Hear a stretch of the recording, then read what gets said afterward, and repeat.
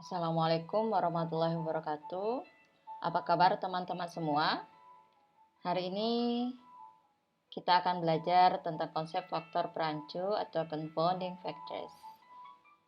Kuliah hari ini kita diiringin oleh irama musik The Best of Yurma's Christian Hits. Di rumah aja, stay safe, dan kita belajar via online. Tidak mengerti itu normal, makanya kita harus membaca berulang-ulang untuk mengerti konsep faktor perancu ini. Saya Najma, dosen Fakultas Kesehatan Masyarakat Universitas Sriwijaya. Yang diharapkan dalam mata kuliah hari ini adalah teman-teman mampu memahami apa sih definisi faktor perancu dan bagaimana sebagai epidemiologis teman-teman tahu kriteria faktor-faktor perancu, variabel ini bisa dibilang faktor perancu atau enggak, dan bagaimana melakukan proses kuantifikasi sehingga Anda tahu bahwa faktor ini faktor perancu atau bukan. Coba Anda pahamin gambar ini. Antara 3 variabel. Apakah asosiasi asupan energi dan kejadian penyakit jantung dipengaruhi oleh aktivitas fisik atau dirancu oleh variabel aktivitas fisik? Mari kita ikuti perjalanan hari ini. Kita mulai dengan definisi. Faktor perancu berasal dari bahasa Latin atau confounder yang berarti bergabung atau tercampur secara bersama-sama atau mixed mixtures or mixed together. Jadi kalau teman-teman bayangin kalau teman-teman beli es kacang, ada kacang merah, es campur juga, ada tape dan lainnya, lalu kita campur semuanya. Kira-kira rasa enak ini dari mana ya? Dari susunya, kacang merahnya, atau tapenya, dan sebagainya. Jadi ini telah bercampur bersama-sama sehingga kita bingung. Yang mana ya faktor yang menyebabkan es kacang aku ini enak banget gitu. Definisi lainnya adalah ukuran suatu efek dari faktor risiko terdistorsi karena adanya hubungan faktor paparan dengan faktor lainnya yang mempengaruhi hasil di luar studi. Asosiasi sebenarnya tidak tampak atau ditutupi oleh faktor lainnya, sehingga pengaruh faktor perancu bisa memperbesar atau memperkecil hubungan sebenarnya. Jadi ini adalah teori dasar dari faktor perancu. Untuk memahami itu, mari kita lihat kasus pertama. Saya ingin bertanya bahwa apakah umur bisa menjadi faktor perancu terhadap hubungan merokok dan resiko kematian pada perempuan. Mari kita lihat datanya. Ini adalah kondisi yang ingin kita telaah pada hari ini. Umur faktor perancu bukan ya? Coba teman-teman perhatikan data ini. Data ini adalah kematian dalam periode 20 tahun pada wanita di Inggris berdasarkan status merokok. Kalau teman-teman lihat status merokok dan bukan perokok, sepertinya yang bukan perokok malah resiko kematiannya tinggi daripada yang merokok. Lalu ketika kita hitung risk rasionya sekitar 0,28, kira-kira merokok melindungi dari kejadian kematian. Apakah kita harus merokok saja daripada bukan perokok? Mari kita telaah selanjutnya. Dengan mempertimbangkan data mortalitas berikut yang dirangkum dalam studi yang mengamati kebiasaan merokok pada penduduk di Inggris pada 20 dekade yang terakhir, kita tahu bahwa sekitar lebih dari 1.000 perempuan mengikuti survei ini. Dan data yang kita lihat tadi, ternyata hanya 24% dari perokok yang meninggal dunia, sedangkan yang bukan perokok malah lebih tinggi. Ada apa ya? Apakah perbedaan ini mengindikasikan bahwa wanita yang perokok memiliki harapan hidup lebih baik daripada yang bukan perokok? Jawabannya, belum tentu. Mari kita lihat tabel yang telah distratifikasi berdasarkan umur. Coba teman-teman amatin tabel ini.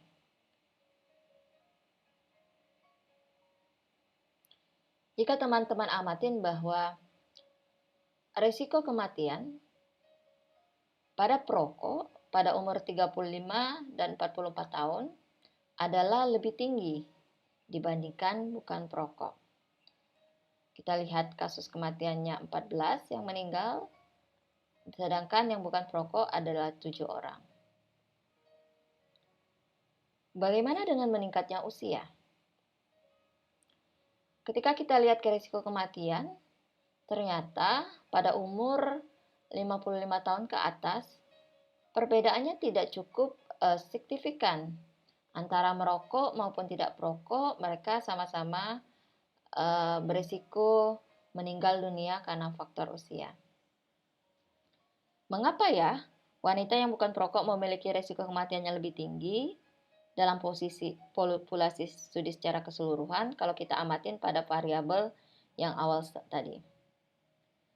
Proporsi wanita bukan perokok lebih besar pada kategori usia lebih tua. Kategori usia juga berkontribusi pada tingginya proporsi kematian.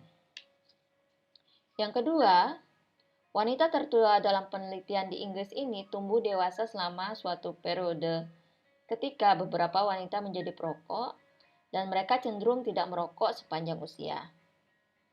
Waktu berlalu dan proporsi wanita dalam jumlah besar yang baru memasuki masa remaja atau dewasa mudanya menjadi merokok. Hasilnya adalah distribusi yang sangat berbeda untuk wanita perokok dan bukan perokok. Bagaimana untuk mengetahui apakah ini faktor perancu atau bukan, sehingga kita tidak salah mengambil kesimpulan?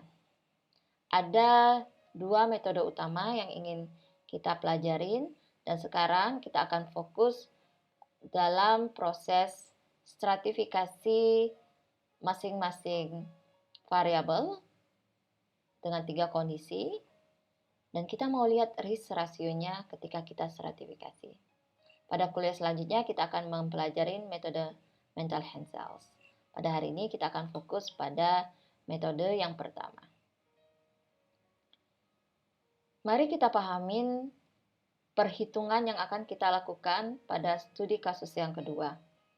Aku pengen tahu nih, apakah aktivitas fisik merupakan faktor perancu antara hubungan asupan energi dan risiko penyakit jantung.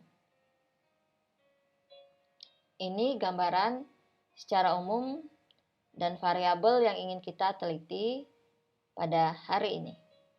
Kira-kira asupan energi secara teori berpengaruh pada penyakit jantung. Semakin tinggi asupan, semakin beresiko. Tapi dengan adanya aktivitas fisik, apakah mempengaruhi menjadi faktor perancu sehingga mengurangi risiko jantung, penyakit jantung ketika asupan energi tinggi? Coba kita lihat data yang belum kita stratifikasi atau kita kelompokkan menjadi variabel kecil. Ada asupan energi, ada penyakit jantung. Ketika teman-teman lihat bahwa pada asupan energi tinggi, ternyata odds kejadian penyakit jantung sekitar 1,22%. Sedangkan pada asupan energi rendah, ternyata risiko kematian jantung pada kelompok ini cenderung lebih tinggi dibanding pada kelompok asupan energi tinggi. Atau dengan kata lain, ketika kita melakukan perhitungan crude odds ratio, ternyata asupan energi tinggi melindungi responden dari kejadian penyakit jantung sebesar 0,94 atau mengurangi risiko sebanyak 6%. Apakah ini benar? Belum tentu. Mari kita lihat stratifikasinya. Ini adalah metode yang akan kita gunakan pada pertemuan kali ini. Ada 3 langkah utama yang akan kita lakukan. Yang pertama, kita perlu mengidentifikasi asosiasi antara variabel independen atau exposure pajanan, pada kali ini adalah asupan energi, dan variabel perancu atau aktivitas fisik. Yang kita akan analisa adalah pada responden yang tidak memiliki penyakit jantung. Ini adalah stratifikasi dari dua variabel, asupan energi dan aktivitas fisik. Dan jika kita lihat berdasarkan penyakitnya. Jadi yang akan kita teliti adalah pada kondisi yang tidak berpenyakit jantung. Aku pengen tahu nih, kira-kira asupan energi berpengaruh nggak ya pada hubungan dengan aktivitas fisik? Ketika case control, kita akan melakukan perhitungan odds ratio. Jadi untuk mengetahuinya adalah odds pada kelompok aktivitas fisik pada asupan energi tinggi atau 510 dibagi dengan 90 per odds pada kelompok aktivitas rendah pada asupan energi rendah atau 150 kita bagi 390. Dan hasilnya lebih kurang 14,92. Jadi, kelompok dengan asupan energi tinggi ternyata 14 kali memiliki aktivitas fisik yang lebih aktif. Bagaimana kalau penelitian cohort? Kita tinggal membedakan pembaginya.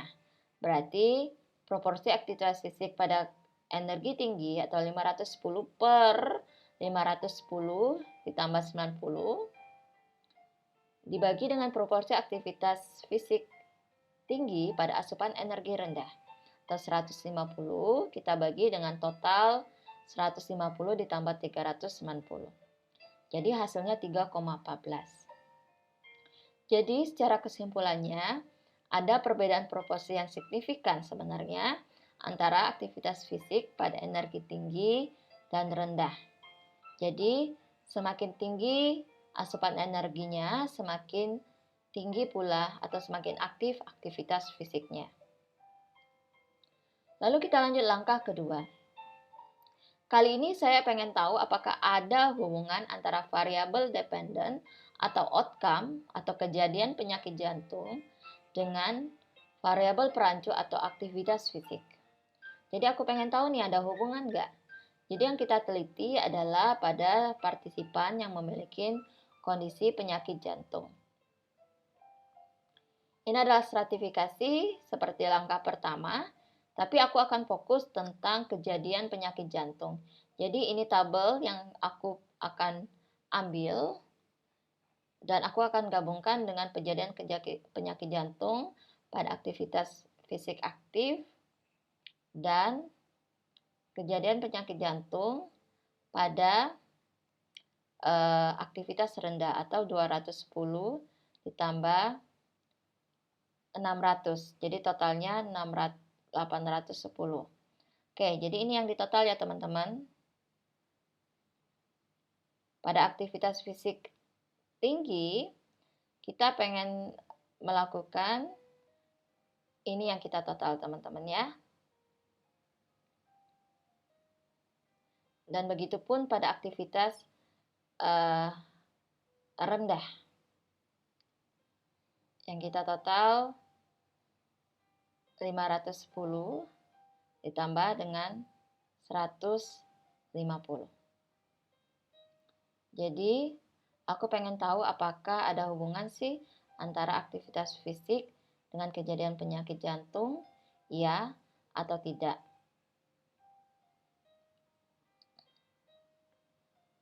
Ini adalah perhitungan odds rasio pada penyakit jantung pada kelompok aktivitas fisik tinggi dan odds penyakit jantung pada aktivitas rendah. Ketika kita melakukan crude rasio, hasilnya lebih kurang 0,55 atau dengan kata lain, ternyata aktivitas fisik tinggi melindungi kejadian penyakit jantung sebesar 0,55 atau menurunkan risiko kejadian jantung sekitar 45%. Kita lihat kembali tabelnya. Odds penyakit jantung pada aktivitas tinggi dibagi dengan odds kejadian penyakit jantung pada aktivitas rendah. Kita lanjut ya teman-teman. Langkah ketiga yang perlu kita lakukan adalah variabel perancu bukan merupakan faktor intermediate atau faktor antara di antara variabel paparan dan outcome. Jadi, asupan energi tinggi tidak mempengaruhi aktivitas fisik, lalu aktivitas fisik tinggi misalnya mempengaruhi penyakit jantung. Jadi faktor perancu itu tidak harus melalui syarat-syarat ini, harus melalui fase ini dulu, asupan energi tinggi, lalu aktivitas tinggi, lalu kejadian penyakit jantung.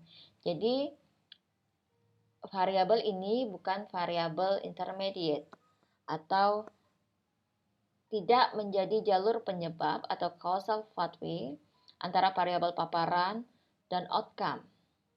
Dalam kasus kedua, variabel aktivitas fisik bukan penyebab antara asupan energi dan kejadian jantung.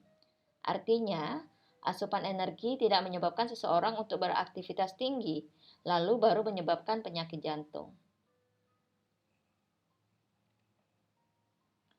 Kesimpulan yang kita ambil, untuk menentukan apakah variabel aktivitas fisik ini perancu atau bukan, dia harus memenuhi ketiga syarat ini.